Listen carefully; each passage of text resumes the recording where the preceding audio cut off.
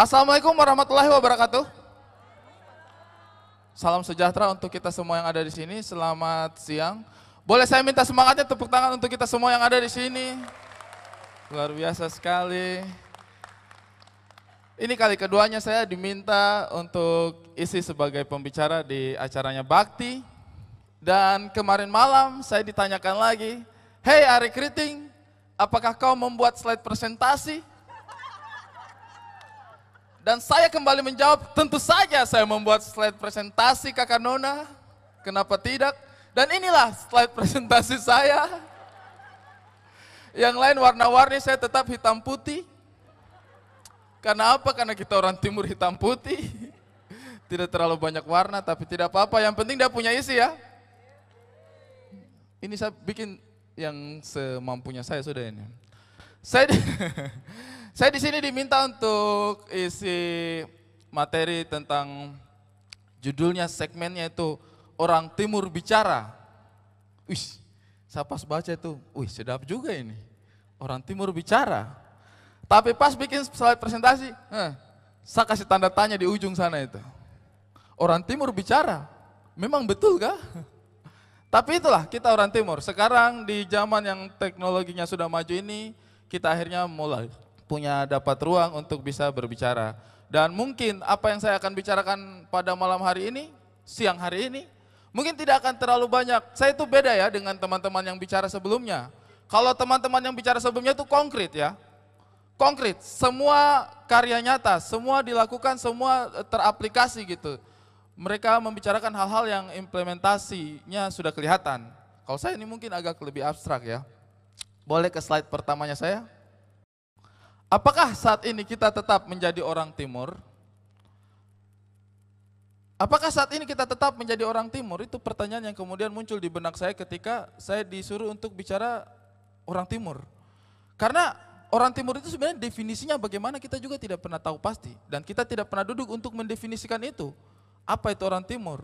Apakah cuma orang yang lahir besar di Timur? Atau orang yang punya kepedulian tentang orang Timur? Ataukah saya ini yang rambut keriting, kulit hitam, mata menyala? Kita tidak pernah duduk dan mendefinisikan apa itu orang Timur ya. Next. Nah, kenapa pertanyaan ini menjadi penting untuk saya? Nih, saya punya slide itu hitam putih saja.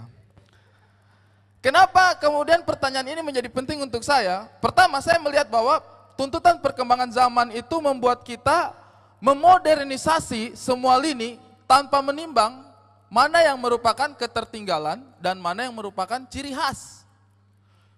Dulu itu kita itu menggebu-gebu sekali modernisasi semua hal. Kita tidak lihat mana yang sebenarnya merupakan kekayaannya kita. Sehingga ciri khasnya kita kadang-kadang malah menjadi ketertinggalan.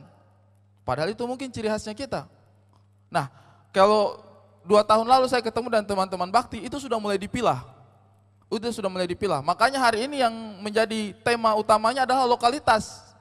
Kenapa lokalitas yang dipilih menjadi tema utama? Karena menurut saya lokalitas memang yang harus menjadi bahan bakar utama ketika kita mau mengejar ketertinggalan. Bukan kita, iya terima kasih banyak. Lokalitas yang harus menjadi bahan bakar utama untuk kita mengejar ketertinggalan. Bukan kita sadur terus itu budaya dari Jawa, bukan kita sadur terus budaya dari luar. Untuk masuk ke Indonesia Timur bikin kita merasa lebih maju. Tidak perlu. Yang pertama itu, kita terlalu sibuk memodernisasi diri kita. Kita terlalu sibuk modernisasi dirinya kita. Sampai kadang-kadang pakaian saja kita sudah tidak mau pakai, kita punya kain. Kita sudah tidak mau pakai, kita punya ikat kepala. Baru belakangan ini, kita menyadari bahwa itu adalah kekayaan. Yang kedua, kita itu takut menjadi berbeda.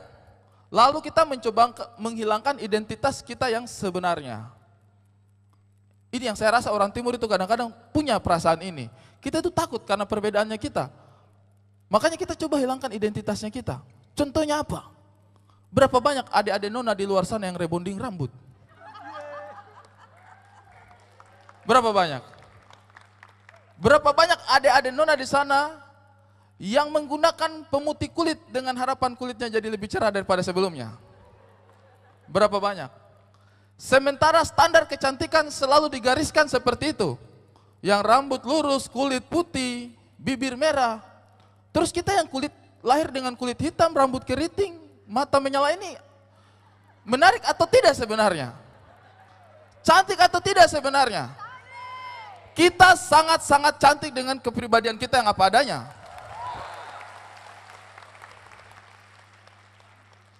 Itu sebabnya saya punya rambut keriting, saya pertahankan. Itu sebabnya saya punya kulit hitam, saya pertahankan. Cuma mandi saja ya, karena supaya lebih wangi saya sedikit ya. Tapi itu identitas pribadi kita pertahankan. Ini yang jangan sampai hilang dari dirinya kita. Memang kita mungkin berbeda dengan yang lain, tapi ya sudah. Dan bukan hanya itu saja. Cara kita berbicara, logatnya kita, dialeknya kita orang timur itu suka hilangkan. Sekolah sedikit, maju sedikit, pulang lu gue. Pulang aku kamu. Iya tak? Saya tuh kalau ada saya punya saudara pulang dari sekolah dijawab, Kak Ari, aku ambil ini ya. Saya dalam hati, saya sepak kopu kepala itu ya. Kau sekolah baru kamu bikin diri sekolah. Sekolah itu bukan kamu punya cara berpakaian. Sekolah itu bukan kamu punya rambut jadi lurus. Sekolah itu bukan kamu punya bicara jadi aku kamu. Sekolah itu kamu punya pemikiran lebih maju dari yang sebelumnya. Jadi kita boleh Indonesia Timur menjadi maju, tapi kita menjadi maju dengan caranya kita. Tidak menghilangkan identitasnya kita, tidak menghilangkan ciri khasnya kita. Itu yang saya rasa penting untuk kita pahami gitu. Banyak memang implementasi kita untuk mengejar kemajuan-kemajuan tadi. Menteri PU mungkin kemarin juga sudah menjelaskan infrastruktur maju, tapi kalau misalnya itu membuat kita hilang di atas tanahnya kita, saya pikir kita jangan seperti itu. Next. Haruskah kita menjadi orang timur? Haruskah? Kalau memang dianggap itu ketertinggalan, terus kenapa kita mau pertahankan? Kalau memang yang rambut keriting jelek, yang rambut lurus bagus, kenapa kita mau pertahankan? Haruskah kita jadi orang timur? Menurut saya harus sekali. Harus sekali, kita jangan sampai lupa kita punya jati diri. Next. Nah ini, orang timur. Ini orang timur nih. Saya berani jamin ini kita punya nenek moyang orang timur nih. Ada di sini yang nonton film Moana? Coba tolong tepuk tangan yang nonton film Moana. Saya ini nonton film animasi, hampir semua film animasi saya tonton. Saya suka film animasi. Kalau kita punya mama bilang, kau itu Ari, kenapa kau punya kerja nonton film boneka-boneka terus itu? Kau bilang film boneka-boneka. Saya tuh suka nonton film animasi seperti ini.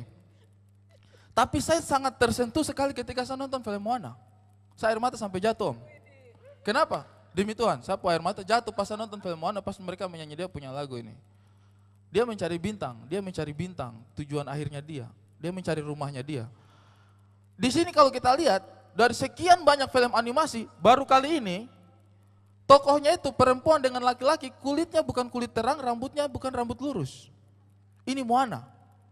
Ini Moana, dan dia ajarkan kita bagaimana caranya kita mencari rumah. Dia mencari rumahnya dia. Dia rambut keriting, kulit hitam, dan dia muncul di layar, terus dia bicara tentang bagaimana orang-orang di Laut Pasifik mencari nenek moyangnya dia, bahwa dia tinggal di sebuah pulau dan tidak pernah pergi lagi dari tempat itu bikin saya kayak, iya kita itu orang yang seperti ini kita dulu itu. Kita itu bangsa pencari. Kenapa kita tinggal di kita punya tempat, tidak maju kemana-mana? Ini yang saya dapat dari film Moana, dan hari itu juga saya tersentuh bahwa kalau saya punya nenek moyang dulu adalah petualang yang mengintari laut-laut Pasifik, kenapa kita sekarang berhenti di tempat? Tidak boleh. Next. Kemudian saya merasa bahwa kita itu kadang-kadang lupa dengan kita punya asal. Karena kita terlalu sibuk memodernisasi kita punya diri.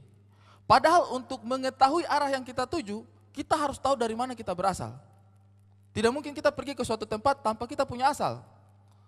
Kita mau pergi kemana sebenarnya? Orang timur ini mau pergi kemana sebenarnya? Kita tidak akan pergi kemana-mana kalau kita tidak tahu kita punya tujuan.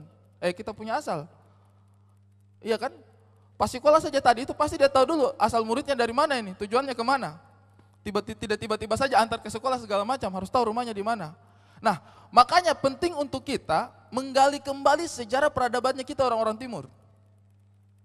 Peradabannya orang-orang timur itu maju, besar, megah, tapi hanya sedikit kita bahas. Next. Nih, hanya sedikit menurut saya yang ditawarkan oleh buku sejarah dalam kurikulum resmi negara ini yang membicarakan sejarahnya orang timur. Betul atau tidak? Betul atau tidak? Mungkin kita kebanyakan sekolah di masa yang tidak terlalu jauh beda ya. Bapak-bapak mungkin agak lebih duluan ya, tidak apa-apa Bapak ya. Tapi kita yang anak-anak muda mungkin sekolah di wilayah yang, di rentang usia yang tidak terlalu jauh beda. Tapi kalau saya boleh tanya, berapa banyak saudara-saudara belajar di buku sejarah ketika bersekolah tentang sejarahnya kita orang-orang timur? Tapi kita sangat tahu tentang Sriwijaya. Tapi kita sangat tahu tentang Majapahit. Tapi kita sangat tahu tentang kerajaan Kediri. Tapi kita sangat tahu tentang kerajaan Singosari. Tapi hanya sedikit kita tahu tentang Gua-Talo. Hanya sedikit kita tahu tentang Sultan Nuku apa yang dia kerjakan. Hanya sedikit. Kalau kita buka buku sejarah itu, sio. Sejarah yang lain-lain itu, tebal-tebal begini ya. Kita punya sejarah Indonesia Timur tuh. Yang penting mereka sudah perang, selesai. Kemana sejarah-sejarahnya kita yang lain, yang mulia? Di mana sejarahnya kita yang lain? Padahal epos terbesar di muka bumi itu, yang tertebal, yang lebih tebal daripada Mahabharata dengan Kisah Ramayana, epos paling besar itu Lagaligo. Lagaligo, punyanya orang timur. Pernah diperkenalkan di buku sejarah? Hampir tidak pernah. Padahal itu kekayaannya kita. Maka menurut saya, kita secara intelektual sebenarnya tidak miskin. Kita secara intelektual dimiskinkan selama ini. Karena itulah teman-teman, saya rasa sih kita butuh sejarah alternatif. Kita butuh sejarah alternatif. Kita butuh untuk mencari tahu sejarah kita sendiri. Kita punya sejarah itu banyak, yang besar-besar banyak, yang luar biasa. Tapi saya rasa memang karena kurikulumnya kita di pendidikan tidak terlalu mengakomodasi itu, sehingga kita akhirnya sekarang miskin secara sejarah. Kita lebih tahu sejarahnya orang lain daripada sejarahnya kita sendiri. Tadi kita menyanyi lagu, apa tadi yang lagunya? Setelanjur sayang. Ini sekarang jadi viral satu Indonesia. Jadi viral satu Indonesia. Dan tidak ada satu orang pun yang tanya itu dia punya arti apa. Kenapa? Karena mereka paham. Artinya apa? Sebenarnya kita orang timur itu bisa dipahami sama seluruh Indonesia. Cuma kita yang takut saja untuk tidak eksplor itu. Kita selalu berusaha menyanyi dengan bahasa Indonesia yang baik tanpa kita mengenalkan kita punya karakter saja susah setengah mati. Itu karena kita tidak merasa kita agung. Kita tidak merasa kita agung. Kita tidak merasa kita penting. Padahal menurut saya Indonesia Timur itu penting. Dan kita sudah penting sejak zaman dahulu kala. Kita sudah penting sejak zaman dahulu kala. Bukan baru sekarang ini. Kalau misalnya Pak Jokowi bilang, Indonesia Timur itu penting, kita harus perhatikan. Bukan baru sekarang Bapak. Kami itu sudah penting sejak zaman dahulu. Cuman pernah dilupakan saja. Itu yang harus kita catat. Kita pernah bertahun-tahun dilupakan. Betul gak tidak Bapak? Betul gak tidak Bapak? Hormat. Nah ini yang saya rasa sih, mungkin kita itu butuh sejarah alternatif. Kita butuh sejarah alternatif untuk mengetahui dari mana kita berasal. Next. Melanesian. Anak itu kenapa dia berani bicara Melanesian di atas panggung? Kamu mau dukung-dukung orang-orang luar itu kah? Bapak minta maaf. Ini penting untuk saya. Ini adalah dari mana kita berasal. Kalau kita lihat Melanesian itu ada beberapa tempat yang saya coba kasih tunjuk, dan ini rata-rata adalah di Indonesia Timur. Ini ras yang paling jarang dibicarakan ya. Di Indonesia ini, ras Melayu punya banyak suara. Arab dan Cina, bahkan Tionghoa punya banyak suara. Tapi ras Melanesian selama ini dong bicara tentang dong diri kapan? Kapan mereka bicara? Kenapa menurut saya ini penting? Karena ini sunatullah loh. Hitahnya kita sebagai manusia bahwa kita dilahirkan dengan ras tertentu. Itu bukan kita yang pilih. Jadi kalau kita dipilih untuk lahir sebagai ras Melanesian, tidak boleh diingkari. Kita memang orang Melanesia, rasnya kita seperti itu. Next, kenapa saya berpikir ini penting? Suatu saat saya posting tentang jati dirinya saya baca-baca, ternyata kita itu tergolong ras Melanesian. Kita jarang dapat tempat di sini, tapi kita itu ras Melanesian. Terus tiba-tiba ada yang komentar tuh, kenapa Indonesia Timur seakan beda dengan Indonesia Barat? Dengan mengatakan Indonesia Timur adalah rakyat Melanesia. Saya pikir Indonesia adalah kumpulan dari berbagai suku yang disatukan dengan Bhinneka Tunggal Ika. Tidak perlu mengatakan, bahkan dia tidak pernah benar menulis Melanesia ini orang ya. Dia tulis pertama Melanesia terus Melanesia. Nah seminim itu pemikiran orang tentang rasnya kita ini. Kita sama Indonesia dari Sabang Merauke. Sepakat, kita sama, sepakat.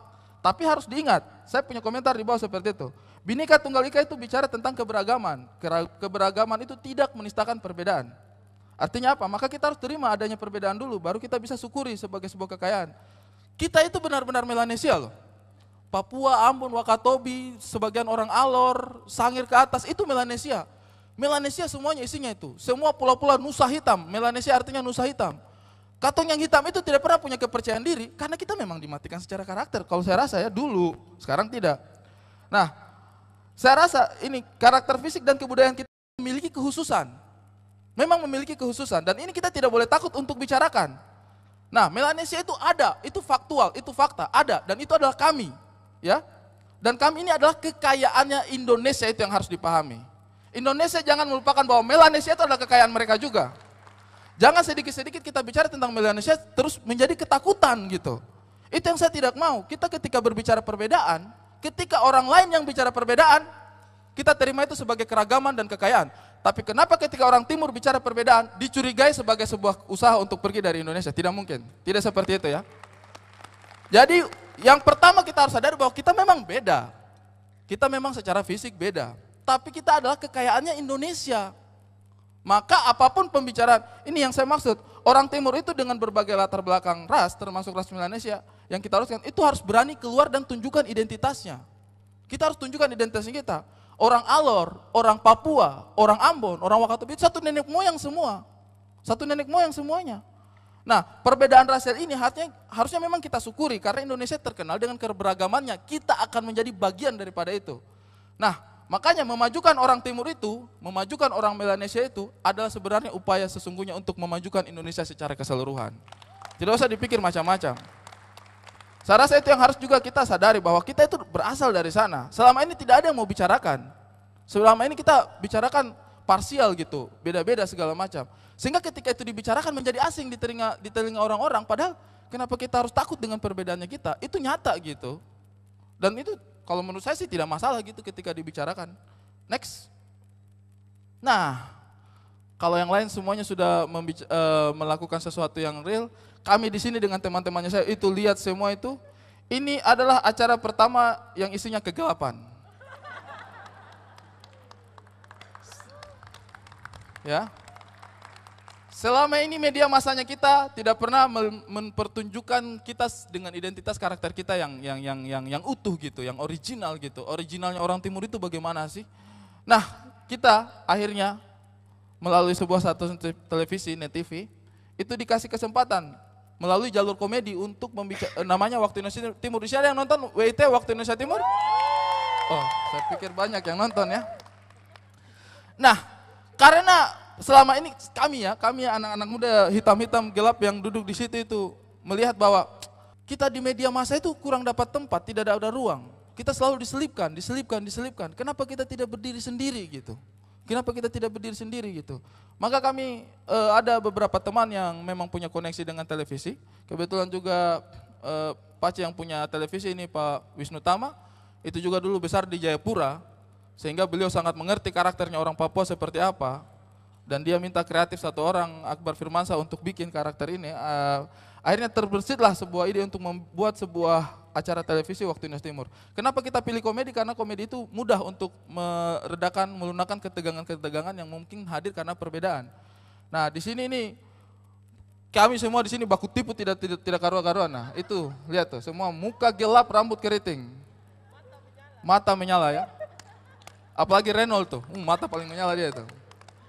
Nah, di sini tujuannya kami hadir itu apa? Untuk memberikan opsi. Bagaimana orang bisa melihat wajah dan karakteristik orang timur itu tidak sebagai wujud ketertinggalan terus. Capek kita Bang. Capek kita Om. Setiap lihat Indonesia Timur selalu bicara ketertinggalan. Setiap bicara Indonesia Timur kurang gizi, perang suku. Kita capek.